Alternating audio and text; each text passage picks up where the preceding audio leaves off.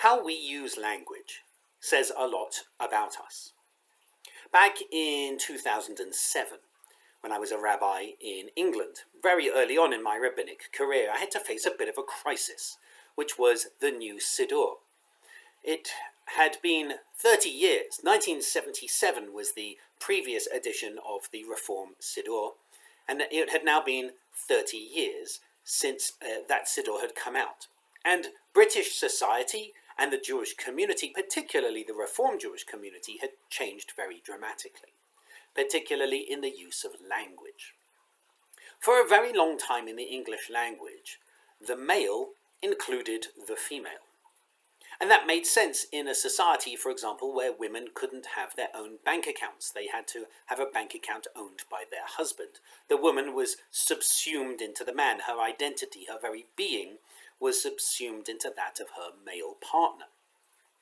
And that is reflected, or was reflected, in the way that we spoke about God.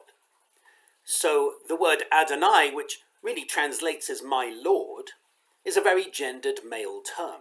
The word Melech is a gendered male term meaning king. And so the idea of relating to God as a male figure was particularly reinforced through our language. Between 1977 and 2008, though, there was a big shift in the UK. The British community, including especially the Jewish community, had a really strong increase of feminist voices from all across the spectrum, actually, addressing the difficulties of male language in prayer. One particular instance that was pointed out to show how ludicrous it had become was the Old Oxford English Dictionary described Boudica, or Boadicea as some people call her. It said Boudica was a strong and powerful man, even though she was clearly a woman. So the way that language was used excluded people, particularly excluded women. So when we came to the discussions, the rather challenging discussions about the 2008 Siddur that was going to be, Rabbi Jonathan Maganat, who was the editor of the Siddur, decided to come down to Bournemouth, to my community, which was fairly strongly opposing some of the changes. The Hebrew itself was remaining the same. Adonai was still said, which means my Lord, but which was a sound that was put on to that word Yud Hey Vav Hey because the original pronunciation was lost. And since that pronunciation was lost and the people who were putting the sound onto it were men in a clearly patriarchal society, they decided that they experienced God as my Lord, and so they created the sound Adonai, meaning my Lord. But the original tetragrammaton, Yud Hey Vav Hey, the four-letter name of God, clearly doesn't say Adonai. There's no Dalit, there's no Nun. Yud Hey Vav Hey. It's almost a vowel, an extended vowel. It almost has no consonants. And one of the ways to really look at this word is, where does it come from? What's the root? And the root is to be. It's about being, God who is being. And particularly God who was, is, and will be. So therefore, instead of translating Adonai as my Lord, Rabbi Maganat translated it as eternal, was, is, and will be. Similarly, instead of translating Melech as king, Melech was now translated as ruler. And I remember really well one member of my community at the time saying that he had taken God away from her. And he said, I don't understand what you mean. And she said, to me, God is a man. And so when you no longer use male terms for God, you're taking God away from me. Now, Rabbi Maganat is a much wiser and nicer man than I will ever be. My response to such a thing would have been very abrupt, about, of course, God is not a man. But I was brand new in my career, and Rabbi Maganat is, as I said, a much nicer and wiser man. And so he replied by saying, I'm not taking this away from you. If you see God as a man, then the eternal is still male.